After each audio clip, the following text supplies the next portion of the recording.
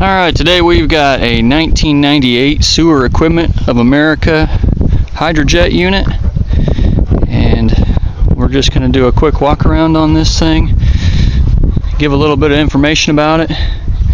It has a 6-cylinder Ford engine in it, runs really good, starts right up. There's a clutch unit, and then the pump's over there on the other side. We'll go around and get that in a second. And that is a FMC pump, and it pumps 60 gallons a minute at 2,000 psi. 600-gallon water tank. Does have baffles in it. All the lids there. There you can see the baffle set up inside. Got a little bit of water in there for our test fire. Little toolbox on the side. Not much there. A few spare parts. Used to have a vise on it by somebody. Little door here.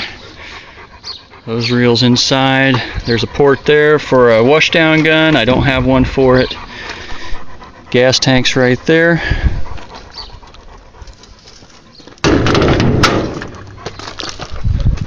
Have 600 feet of hose on there, 1-inch hose, and we have had it all off and measured it. The hose is in pretty good shape.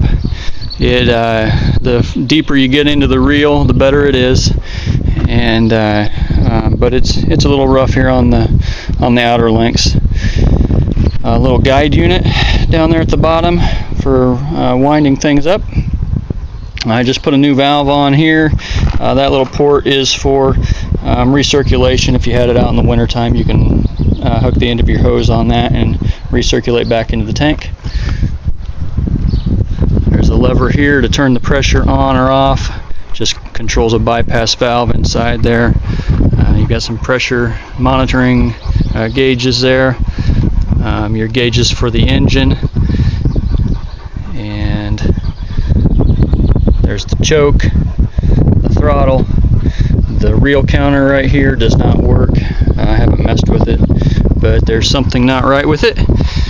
And we've got a speed control for the hydraulics to the hose reel right down here, and has a little adjustment so you can speed it up or slow it down. A little tattletale gauge or tattletale switch right here that you have to hold in when you start it until the oil pressure gets up. That helps you out if you have to be away from the machine and you lost oil pressure. Then it kicks out and lets you know there was an engine problem. And right down here, there's Jake, and right here is the clutch lever that engages the clutch on the front. It does have the remains of a Trico camera system. There is no monitor in that box.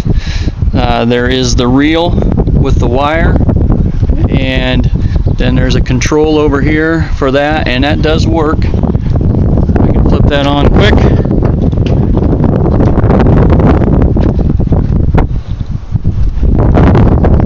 Try to hold everything here.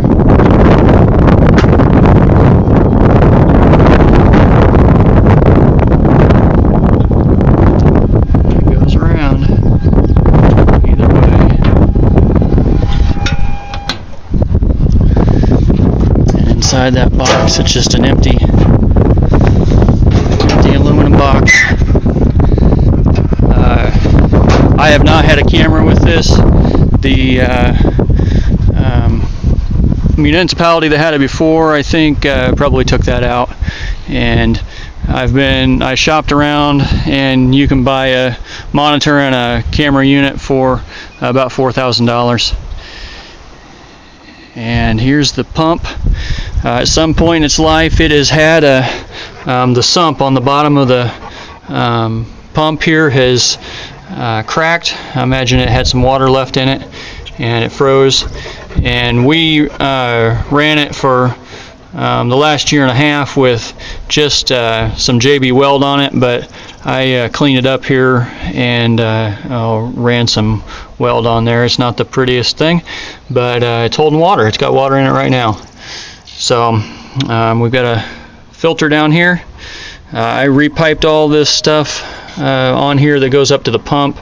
It was pretty convoluted whenever we got it, but I've got a shutoff valve here coming from the tank, then your filter, and then inside we have put a couple more valves, and so you can isolate the pump out, and this valve down here shuts the water off to the pump, and then we put this one on.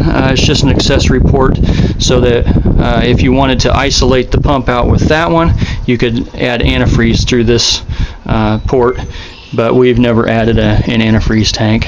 So batteries down there, hydraulic sump right there, and pretty basic unit.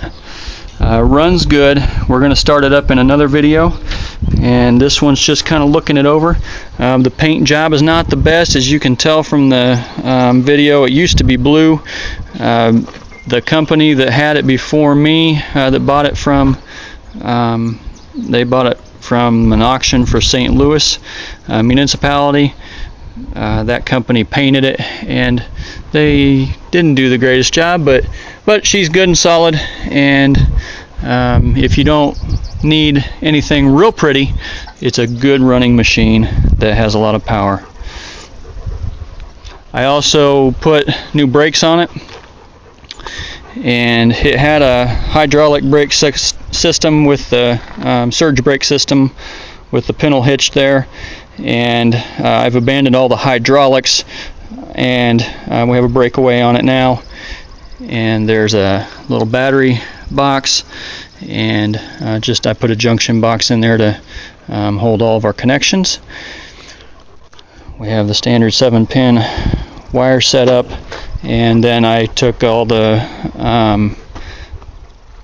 backer plates, replaced all the backer plates, and so it's got all electric brakes on it, and they work just fine.